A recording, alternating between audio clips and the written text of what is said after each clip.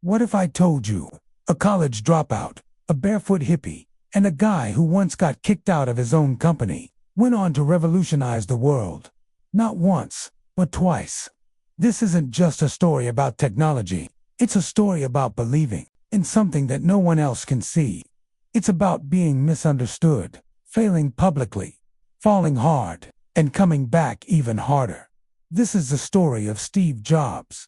And if you're feeling stuck, lost, or wondering what your purpose even is, his story, might just light a fire in you. Steve Jobs was never meant to make it in the traditional sense. He wasn't a strata student. He didn't have rich parents. He didn't even finish college. He was adopted, deeply curious, and by all accounts, a rebel from a young age. Steve saw the world differently.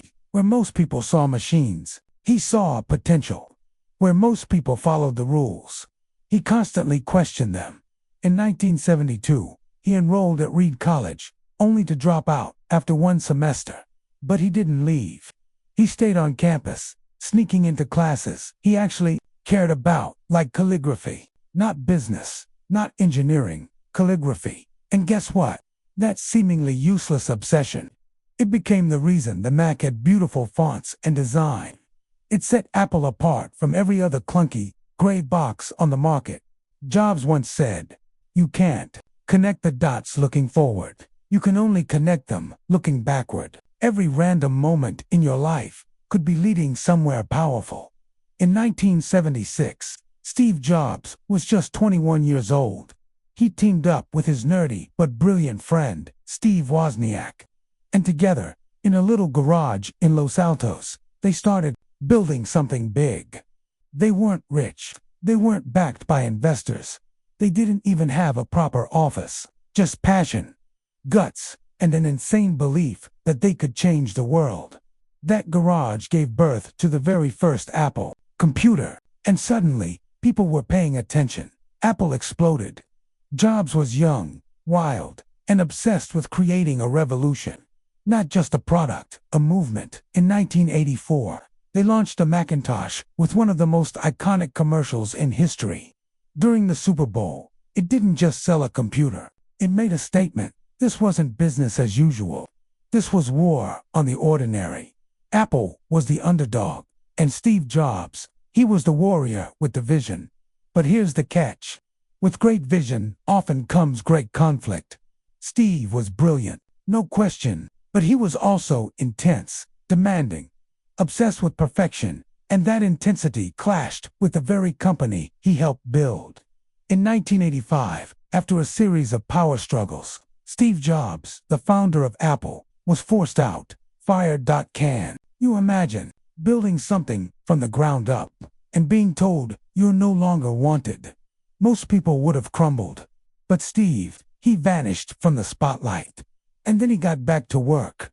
In the years after Apple, Steve launched a new company called Next. It didn't become a household name. It didn't make him billions. But what it did do was lay the foundation for something bigger. At the same time, he made a bold move. He bought a tiny animation studio called Pixar. You've heard of Toy Story, right? Yeah, that was Steve Jobs too.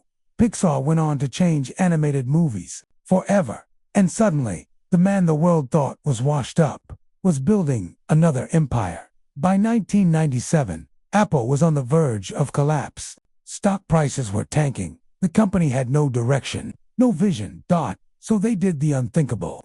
They asked Steve Jobs to come back. And when he did, he didn't just return to fix the company. He reimagined it from the inside out. First came the iMac, then the iPod, then iTunes, then the iPhone, then the iPad, then the iPad. Each one didn't just launch, it changed culture. He turned a struggling computer company into one of the most powerful brands in the world. Steve Jobs wasn't just a product guy, he was a storyteller. He knew that emotion drives decisions, that design matters, that how you do something is just as important as what you're doing. He obsessed over fonts, over packaging, over the feel of the aluminum casing.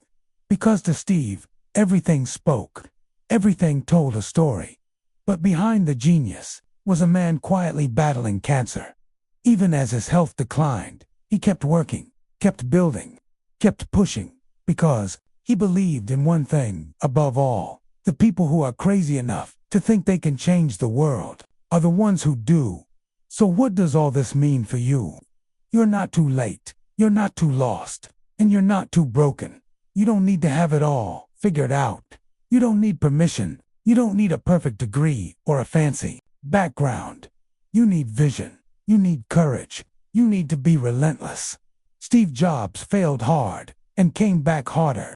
He got fired, laughed at, underestimated, and still changed the world. So, what's stopping you? If this story stirred something in you, don't let it fade. Use it, channel it, let it remind you that your next chapter hasn't even been written yet. And if you want more stories like this, real, raw, and meant to light you up, hit that subscribe button, because this is just the beginning. The world is waiting for your version of crazy.